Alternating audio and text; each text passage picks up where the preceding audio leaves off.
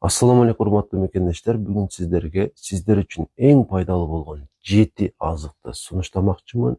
Сиз болсо видеону көрүп бүткөндөн кийин сөзсүз түрдө ушул азыктарды рационго киргизип көбүрөөк колдоном деп чечим кабыл алыңыз. Бул 7 түрдүү азыктын ар биринин сиздин ден соолугуңузга тийгизе турган өзүнчө зор пайдалары бар, бирок алардын жалпы бир окшоштугу дагы бар. Бул окшоштук алардын клетчаткага бай экендигинде. Демек сиз бул азыктарды рационго кошуп, жеп туруу аркылуу күн сайын ушул ич катуу деген көйгөйдөн толугу менен кутуласыз жана ич катуудан кутулуу менен сиз иммунитетиңизди көтөрөсүз, ден соолугуңузду жакшыртасыз, ар кандай жаман оорулар менен ооруп калуу ыктымалдуулугун азайтасыз. Ошол себептүү сөзсүз түрдө ушул азыктарды жеш керек. Бул 7 азыктын биринчиси алма. Алма демек 100 граммында 3 граммга чейин клетчатка болот. Суткалык бир адамдын ушул клетчаткага болгон муктаждыгы 30 граммды түзөт. Демек сиз күн сайын толук канды бошонуп туруш үчүн 10 даана алма жешиңиз керек болот. Бирок менимче мындай кылбайсыздар, анткени бул клетчаткага бай жалгыз азык эмес. Мына сырткаркы азыктарды да кошуп, алмадан дагы 1-2 даана жеп турсаңыздар күн сайын, анда албетте өйдө айтылган пайда болбой койбойт. Анан алманын башка дагы өзгөчөлүктөрү бар. Эң көп бул кан тамырларыбызга оң таасир этет. Кан тамырларыбыздын ошол ички бөлүгүнүн мындайча айтканда ийилчектигин байытып берет. Ошонун эсебинен жүрөк кан тамыр оорулары менен, давление менен ооруп калуу ыктымалдуулугубузду азайтабыз. Ооруп жүргөн болсок, ооруну жеңилдетип берет. Мындан сырткары алма сорбент кызматын дагы аткарат.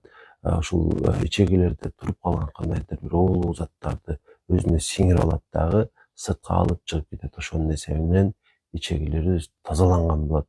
Ошол себептүү биринчи кезекте рационго алманы киргизели, баарыбызга жеткиликтүү жана күн сайын жегенге дагы мүмкүнчүлүк бар деп ойлойм. Кезектеги азыгыбыз бул сабиз. Сабиз дагы алмадан кем эмес. 100 граммында 3 граммга чейин клетчатка болот. Бул дагы өзүнчө пайдаларга ээ, мисалы С витаминине бай, микроэлементтерге бай жана эң башкысы бул катуу азык болгондуктан ич катууну жакшыраак кетирип берет да. Демек аны күн сайын толук кандуу бошогонго мүмкүнчүлүк болот сабиз жеп туруу аркылуу, бир сөз менен айтканда. Анан бирок ушул мисалы сабиздин согун чыгарып берип ичем десеңиздер, андан мындай пайда көрө албайсыздар. Сөзсүз түрдө өзүн жеш керек болот.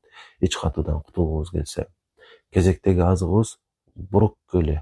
Брокколи капустасы дагы өзүнчө толтура пайдаларга ээ, адамды жашыртат, биздин боорубузга толтура пайдаларды берет жана эң башкысы арыктоого дагы жардам берет. Анткени мына ушул башка азыктар менен кошо жегенде тез эле өзүңүздү ток сезип каласыз дагы жана бул сезимди дагы көбүрөөк убакытка чейин сактап берет. Андыктан брокколи дагы сөзсүз түрдө сиздердин рационуңуздарда болсун. Кезектеги азыгыбыз бул буурчак азыктар деп коелу, жанагы фасоль, горох. Буларда дагы клетчатка көп болот жана булардын дагы бир өзгөчөлүгү, булар негизинен белоктон турат жана ошонун эсебинен биздин денебиздин курулуш материалы катары колдонуп калат да биздин денебизге. Ошонун эсебинен биз мындайча айтканда булчуң массабызды жоготпойбуз.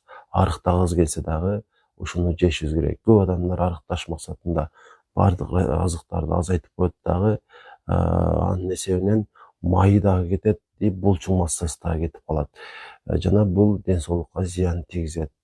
Ошол себептүү арыктагыбыз келсе, ушул буурчак азыктарды киргизели, батчың чөгөлөтторду азайтайлы жана ич катуу маселесин дагы ушул азыктар менен жоёйлу. Кезектеги азыгыбыз бул овсянка. Овсянканын эң чоң өзгөчөлүгү биздин кан тамырларыбыздагы уулуу, негизи уулуу деле эмес, бизге керек ал деле бирок ашыкчасы зыян. Себеби ал инфарктка алып барышы мүмкүн, инсультка алып барышы мүмкүн. Себеби анда ошондой өзгөчөлүк бар. Ушул зыяндуу деп эсептелинген майды азайтып турат. Ошол себептүү овсянканын каша кылып жеп турайлы. Бирок шекер кошпогонубуз жакшыраак. Жана андан кийинки азыктар биз муну ягоды деп айтабыз жалпылап. Малина, бүлдүркөн, кулпунай ушул азыктар жалпылап. Булардын негизги өзгөчөлүгү кандагы глюкозанын деңгээлин азайтып берет. Ошонун эсебинен инсулинге болгон туруктуулукту ушул пайда кыла турган себепти жоебуз. Демек кант диабети болуу ыктымалдуулугубуз азаят. Кант диабети бар адамдар деле анча мынча жеп турса боло берет. Ашыкча эмес албетте, ченем менен. Жана бир пайдасы өйдө айткандай, бул деле клетчатка, бул деле ич катууну кетирет. Жана дагы акыркы азыгыбыз калды. Бул азыктын өзгөчөлүгү ушуга чейинки айтылган баардык азыктарга караганда дагы клетчаткага байыраак. Бир чай кашыгында эле 5 грамм клетчатка бар. Бул сиздер жакшы билген чия уругу. Чия уругу базарларда бар, ошол жактан таба аласыздар. Жана муну тамакка кошсоңуздар болот. Өзүн бир суу менен эле балким башка бир жол менен дагы ичсеңиздер, тамакка кошуп жеп алсаңыздар боло берет. Ошонун эсебинен ич катуудан кутуласыздар. Жана бул азыктын дагы башка азыктардай эле толтура пайдалары бар, витамин, микроэлементтерге бай. Ошонун эсебинен биздин иммунитетибизди күчтөндүрүп берет. Күнүнө 1 чай кашыктан жеп туруңуздар. Жана ден соолугуңуздарды жакшыртыңыздар. Бүгүн сиздерге ушул маалыматтарды айткым келди. Жазып алсаңыздар жакшыраак болот, анткени уккан нерсебиз баары бир унутулат.